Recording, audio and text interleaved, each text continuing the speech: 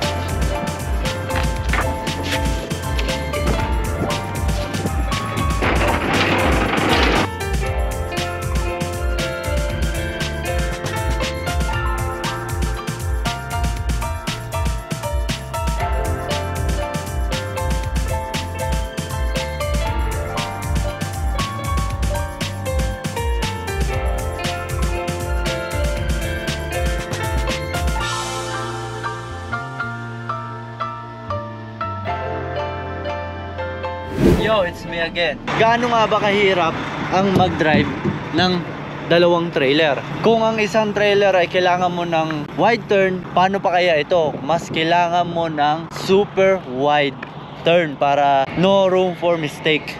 Lalo na kapag nasa busy ka na city or na lugar, lalo na kapag rush hour, kailangan mo talaga na mag wide turn para hindi ka sumablay sa mga turn mo. Kasi imagine mo to kapag nabitin ka sa turn mo, panigurado, maiiyak ka na lang dahil kailangan mong i-split yung dalawang trailer mo para makalabas ka. Kasi ito, mahirap to i-atras. Hindi siya ganun kadaling i-atras. Kung i-atras mo siya, kadalasan straight lang dahil hindi siya katulad nung B-train. Separate kasi to yung converter niya. Kaya mahirap siya kapag sumablay ka. Kaya kailangan mo talaga ng wide, super wide turn. Take as you can para lang ma-perfect mo yung turn mo. Tingnan nyo to converter siya. Hindi siya naka-stay, lumiliko siya. Pag ito lumiko, liliko rin to. Gumagalaw yan dyan. Tapos ito, liliko yan. Meron yung fifth wheel dyan, liliko doon. Mahirap siya kung atrasan na pa 90 degree. Alam mo, ang pinakamahirap kapag sumablay ka, panigurado, mapopost ka at pagpupulutan ka ng mga puti. Dito sa Canada, mapopost ka bonehead tracker o skill tracker. Kahit isang beses ka lang magkamali, basta malaman nila na Asian ng driver, Pilipino, Indiano, panigurado, durog na durog ka sa mga comment nila. Kaya ginagawa ko, lalo na baguhan lang ako, talagang tinitake ko yung kalsada hanggat makakaya. Mas maganda nang may sobra kesa kulang, dahil pag sobra pwede mo i-adjust siya anytime, pero pag kulang, iyan ang mahirap. Yan, nag-load check lang ako dito. Tatakbo na ako, mga 5 minutes lang. Ito ko lang magulong. May make sure ko lang na nagloko pa yung truck ko. Kailangan kong patayin dahil minsan ito ang problema sa mga bago. Minsan yung transmission niya nagloloko. Tinakbo pa lang nito 265. Na-report ko na to, nadala to na shop. Okay naman daw, wala naman daw nakitang problema. Observe na lang daw. Tulad nito, isa to sa pinakamahirap na pagdating sa LCV. Kasi kala ko nung una, masarap mag-drive, nakaka-enjoy, panibagong experience. Pero hindi rin pala siya ganun kadali, lalo na kapag sa masisikip na lugar. Tulad nitong Saskatchewan, maganda siya itakbo highway to highway lang. Pero syempre hindi naman mangyayari yon. Papasok kami ng yard namin sa Regina, papasok kami sa mga truck stop. Kung napansin nyo sa last video ko, ang sikip ng truck stop, and masikip yung papasok sa yard namin. Kaya tulad nito, dun sana ako maglo-load check sa Flying J ng Musjo, pero puno, ang dami nakapila dahil ang oras pa lang natin alas 8, marami na nagpa-park, marami na magpapahinga, marami na nagdi-diesel. And hindi siya katulad nung Manitulin, kasi kadalasan ng Manitulin B-train yung sa kanila, double 53 pero B-train, dahil yung axle nila na i-adjust. Yung axle nila, yung 3 axle ang gamit nila pero yung 3 axle na yun, pag in-adjust mo, merong fifth wheel pala yun. Ngayon yun na i-adjust mo, wala na silang converter, yun yung overtake sa akin. Para sa kanila, kahit sa mga ganon, madali silang makaka-atras. Hindi katulad nito, ang hirap talaga dahil kailangan mong kontrolin yung converter. Saka pag nasa side mirror ka, hindi mo nakikita yung converter kasi maliit na yung converter parang pasok siya sa trailer Ang makikita mo lang yung trailer na gulong mo sa harap at yung trailer na gulong sa pinakalikod. Kadalasan kasi ang nagagamit ko yung maliliit kasi hindi naman ganun karami yung converter namin. Kaya gamit ko yung parang maliit lang. Kaya hindi siya masyado pansin dun sa trailer ko. Kadalasan naglo-load check lang talaga ako sa kalsada kasi nga masikip. Then, ang unang load check ko dito sa Musjo, 1 hour away sa Regina, i-check ko kung okay ba lahat, kung naka-hook pa, kasi nagte-turn kung okay pa ba yung mga gladhan, kung wala bang leak, walang kahit ano nangyari. Then ang sunod na load check ko nito, sweep current. Ngayon ipapakita ko sa inyo kung gaano kasikip ang dinideliveran ko doon.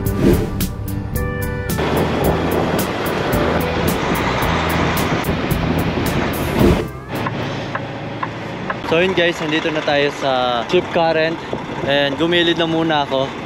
And yung truck and trailer natin. Ngayon papakita ko sa inyo kung saan ako magpa-park. Dadaan. Dito nga pala ako dadaan sa back alley. Ito yung back alley. May poste dito, may kuryente dyan. Tapos, ayun yung isang daanan doon. So yung daanan doon may island. Kaya hindi ako pwede. Kaya dito tayo dadaan sa back alley.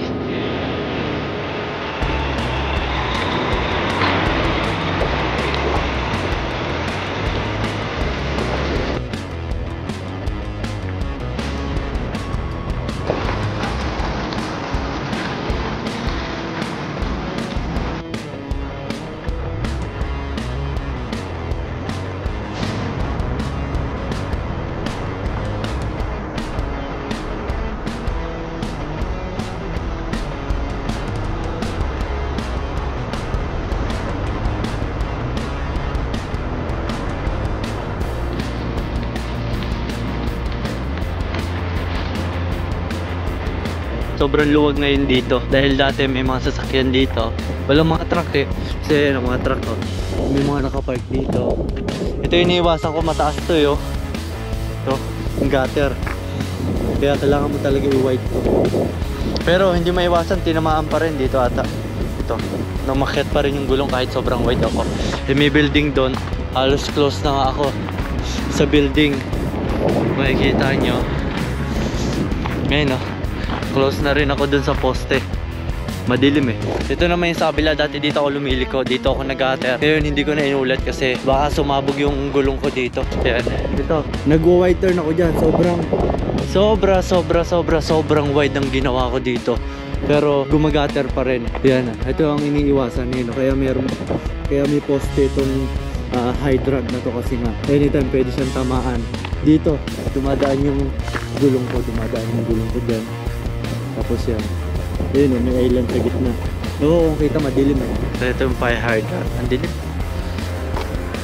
Doon yung yard namin. Kaya ngayon, sa back alley ako ngayon dadaan para paglabas, pagpasok, madali. Kasi kung double trailer pa rin ako palabas, masasabit ako doon. Magagatter ako doon sa may island na yun. Kaya dito ako papasok, dito rin ako lalabas.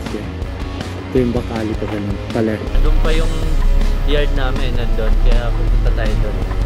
Magpuputol tayo ng trailer, ipapark natin sa docking area sa ramp, tapos mag-uuk tayo ng panibagong trailer para double trailer pa rin ang dadalhin natin sa Medicine Hat. I-drop lang natin tong trailer dito, tapos yung converter, itong pangalawang trailer dadalhin ko sa Medicine Hat, tapos ito unang trailer ilalagay ko dun sa ramp. Ngayon ang gagawin ko, yung pangalawang trailer ko tapos yung converter, iikot ko na siya na nakatapat doon para doon na ako lalabas kasi hindi ako pwede lumabas dyan, hindi ako pwede lumabas doon, hindi ako pwede lumabas doon dahil masikip, lalo na dito masikip, pati doon masikip doon, hindi kakayanin. Kaya ang way natin dito lang, tas doon uli sa bridge liliko tayo dyan.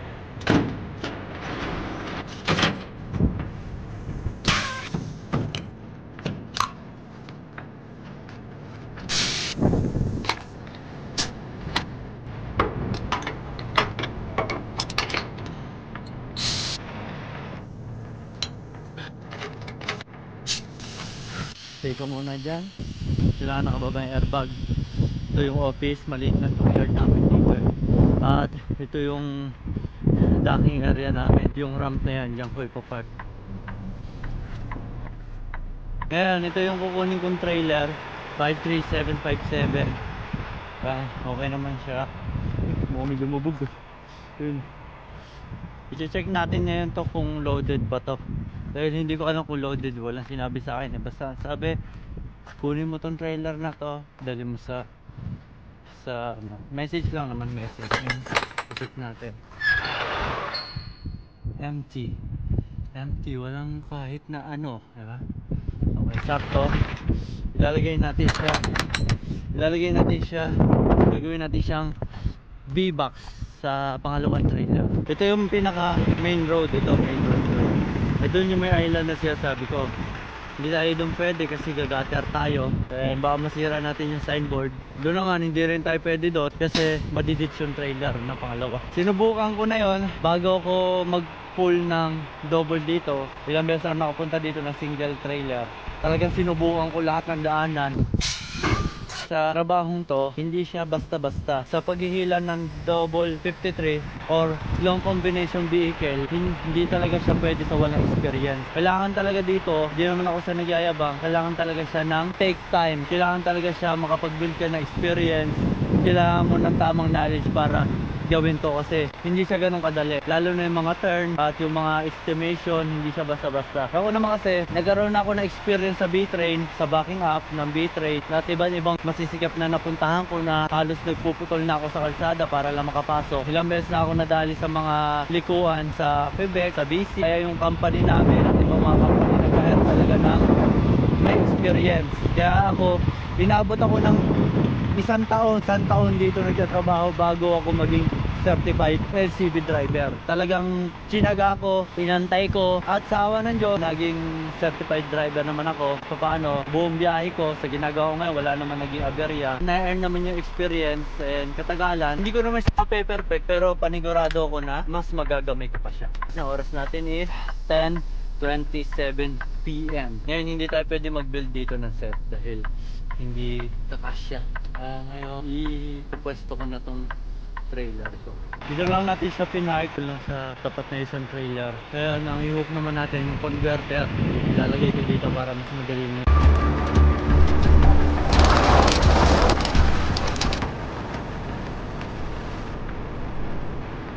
Ito yung ano natin, converter at yung trailer ng B trailer. Atrasan natin yan. Hindi na yung kung gano'n ka-close dito. Dahil straight tayo. Dahil ayaw kong ma-block tong kalsada. Kasi may dumadaan dito. Ngayon hindi masyado busy dahil Friday na. Push.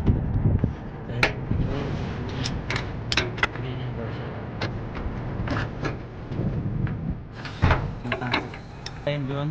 Kung gusto nyo makapag-drive ng ganito, unahin nyo muna yung target, makapag-drive kayo ng B-Track. Pero hindi siya basta-basta kasi kailangan nyong matimingan yung matatanda mag-retire na. Kasi kadalasan ng mga driver dito 60 years old, 70 years old, yung mga kasabayan ko. Talagang sila nagre-retire. Merong yung nag-training sa akin 20 years na dito. Tapos yung ka-switch namin ay yung kasabayan namin na taga Saskatoon, ano na rin, 25 years for that. Tapos meron 10 years. Yung Regina base din na Saskatoon ng biyahe at 10 years na siya dito. Kaso hindi ko yung ka-close, galit sa akin yan. Galit siya kasi ginagamit ko yung truck niya. Itong truck na gamit ko siya, sa kanya to, unit niya to. Eh sabi ng boss, gamitin mo, hindi naman niya sa kanya yan. Dahil Saskatoon lang naman siya, sabi Saskatoon lang naman siya, ikaw medicine ka, kaya mas need mo yung bagong truck. Double check na lang natin. Wire. Ganyan ko siya nilalagay dito pa ganyan para hindi sila nagkakabuhan sa baba sa trailer. Yan, nakalock, properly lock, naka-hook, mataas yung paa. Yan, ito walang sasabitan to, kaya ko siya ganyan pinulupot para hindi siya nakabuka, baka mamaya sumabit dyan. Para yan, naka-stay lang siya ng ganyan. Tapos ginaganyan ko yan para wala siyang chance na sumabit dito. Laking pasalamat ko rin sa LC dahil kung hindi dahil sa LC hindi ko madadrive tong double 53 dahil malaking bagay na may experience ako sa B-Train, mining, mountain driving. Kaya isang taon lang binigyan na nila ako ng chance na makapag-drive ng double 53. Ang tinanong sa akin, natikitan ka ba? Hindi. Nagka-problema ka ba? Hindi. Okay naman? Okay. Kaya okay, sige, bibigyan ka namin ng chance dahil makulit ka. Maraming salamat sa pagsuporta nyo and sa patuloy nyong panonood. Hanggang dito na lang tayo. See you on next vlog. Hanggang doon na lang pala yung video natin. Ingat.